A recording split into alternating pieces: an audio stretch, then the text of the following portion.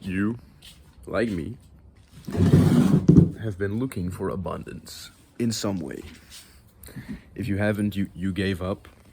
I invite you to, get back on track, man. We're all looking for this abundance here. Abundance in the way of money, in the way of enlightenment, in whatever, in love, in friends, sexual relationships, whatever. In some way, shape, or form, everybody is looking for abundance. Everybody.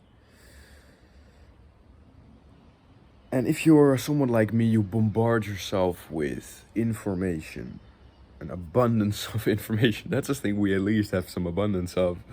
That could be in the way of self-improvement videos. I've been there, trust me. That could be in the way of spiritual seeking. So Alan Watts, Eckhart Tolle, David R. Hawkins, you name them. I've seen them and you've probably seen them too.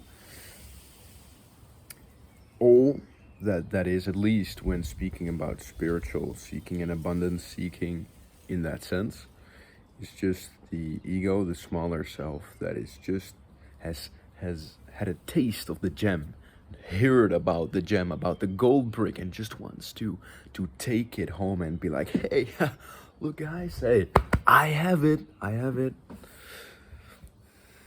know God. I am God. All that the ego is trying to do is outrun the thing that it consists of, which is awareness, which is consciousness.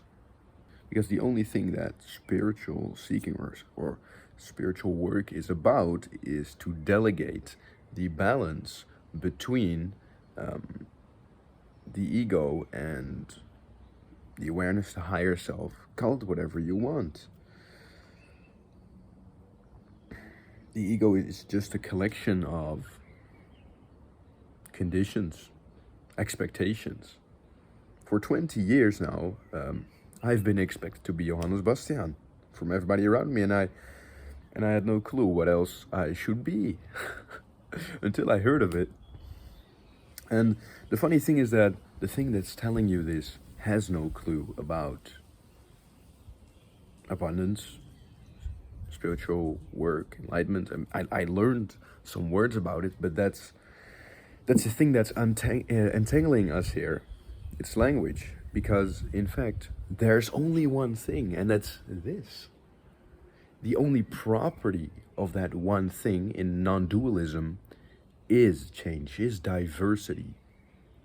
The yin and the yang. That's all this is. But because that is its property, it's very convincing, right? That we are separate. But something in you that I'm talking to now knows this. You probably get confused now. At least I hope you get confused, because that's where I'm trying to get you. You know what? It's totally fine to be confused. I am confused a lot of the time. That confusion is intrinsically a part of the process. It's okay, as long as the intention is there, and with intention comes awareness. Everything will fall into place when it is due to fall into place. Because there's a misconception, and that is that it's out there. We need to seek it. Where is abundance? Where could it be? It's all here. You have everything you need. There's nothing you do not have, because there's only one thing.